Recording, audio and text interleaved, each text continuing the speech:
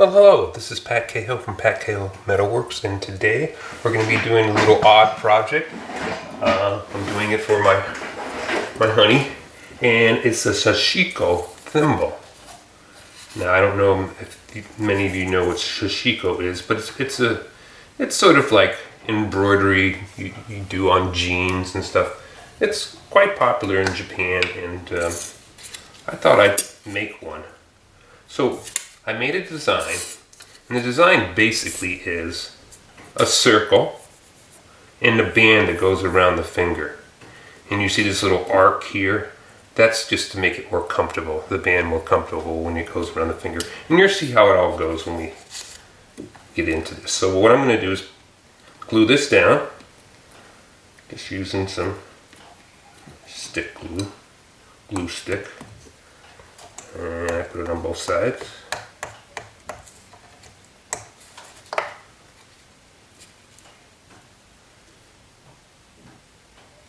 And I've got a couple really good ends, so I'm lining it up against those ends so I don't have to do any extra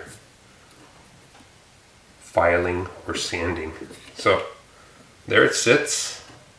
It needs to dry a bit so we have a good firm contact. And our next step is to saw out the piece, and as usual, I'll probably do that off camera.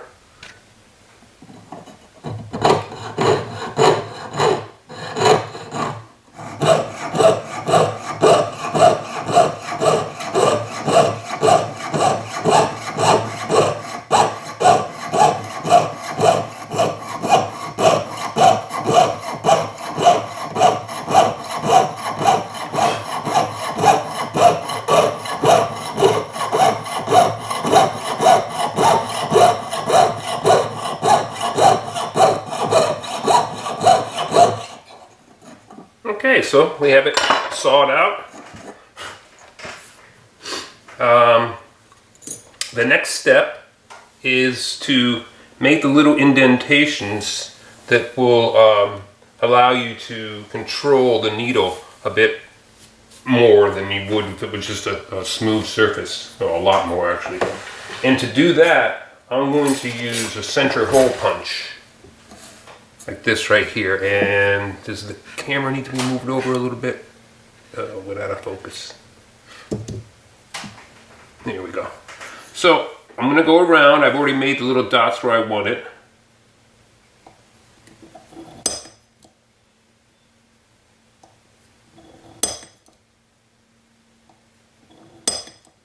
And I'll probably cut here while I do this, but it's just making little center punch holes at all the little dots you made. Okay, so let me cut here and I'll get back to you when it's done. Okay, so that's done. And now we just take off our paper. And this is water-based, so actually I could just spray some water on it and really get it off. So let me just do that. Oh well, there you go. So there's our start. The next step we want to do is to make sure all our edges are nice and smooth. And you can do that with a file, or you can do it with sandpaper. I'm going to use sandpaper.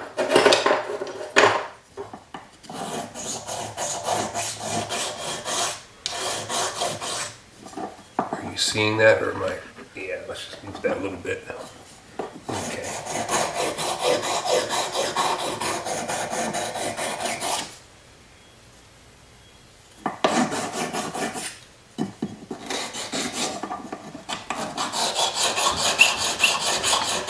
Some spots are a little bit tougher to get into, and actually you can use a small barrette file, which I probably will do.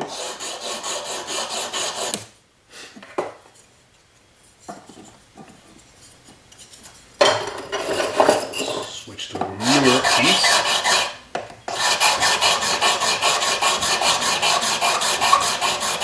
Oh, the other thing we want to do before I forget is to round off the edges of the ring portion of this.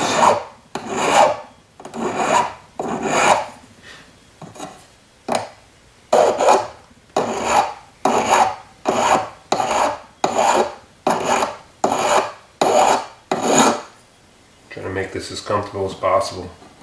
Especially if somebody's working long hours, doing designs on their jeans or what other fabric they use. You don't want this digging into you.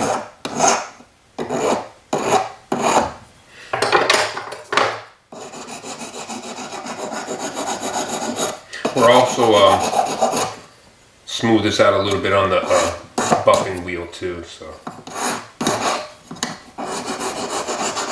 But you want it as nice as possible before you get to that stage. Okay, and that looks good. I haven't gotten around here, but I will take care of that. And just to show you, when you need to get into those tight spots, here's a couple ways you can do it. You can either get a nice small barrette file, which I'm trying to find my, yeah, here, this one. And yeah, and it gets right in there. Same on the other side. And you can use different coarseness of the file itself, so you can get it smoother and smoother. And also remember, we're going to bring it over to the buffing wheel, which will also smooth it out. Okay, so I'm going to finish smoothing out all the edges, and I'll be back after that. Okay, so that's all done, all smoothed out, and our next step is to dap it so that it's nice curved. And I'll just use this little dap.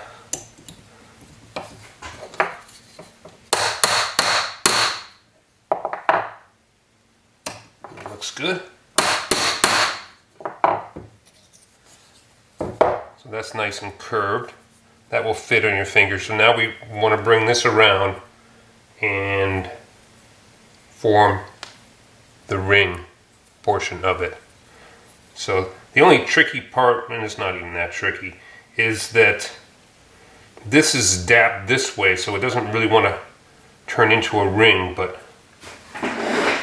we can work on that. So let me bring it over here. Hopefully it'll go back into focus. Get a ring forming mandrel here. And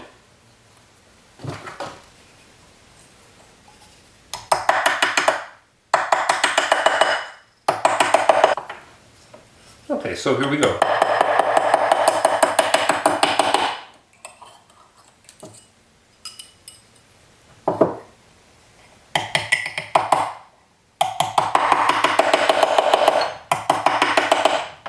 Take your time and get a nice ring formed.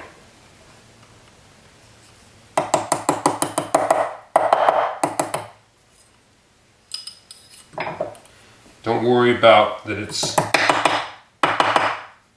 not lining up, because we're adjust that. We can easily adjust that right now. Just take a pair of pliers, smooth ones, or ones that are tipped. But this one will work. Bring it around this side.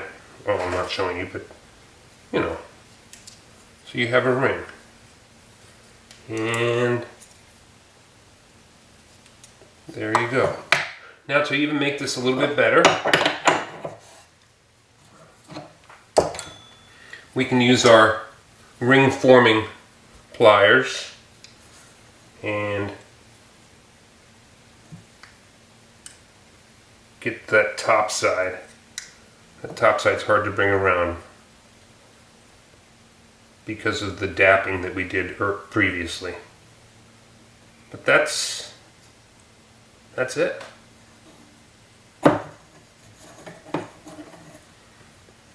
Okay. Pretty easy little thing, and there's a lot you can do with it. Let's talk about that. First off, this design in the middle here, you can make that anything. You can really go very creative. You know, make a, heck, you could do a little animal there. You can also personalize this, which I think I might do. You know, it's for my wife, so why not? And actually it doesn't really fit. It's meant to go on, I guess, this finger, but I also wanted to make sure that it was the size, and it's adjustable, and I can, you can pull it apart or push it in. But so that's the way it sits. It's on the wrong finger, should be on this finger. And then you use needles. You can push the needle into the fabric. It's a stronger fabric, usually denim. And this is the thimble. So let me cut for a minute and I'll be right back. Okay, so on the last part, I noticed that I was doing this totally wrong. It does not go like that. It actually goes this way, so you use the palm of your hand to push the needles, and that's why you have this curved section here, so that it's nice and it's easier for you to, you know, flex your finger. So that's the way it goes. How was I to know? I've never used one. I just make it. So there you go. Thank you very much for watching, and I hope to see you again sometime soon. Thank you. Bye.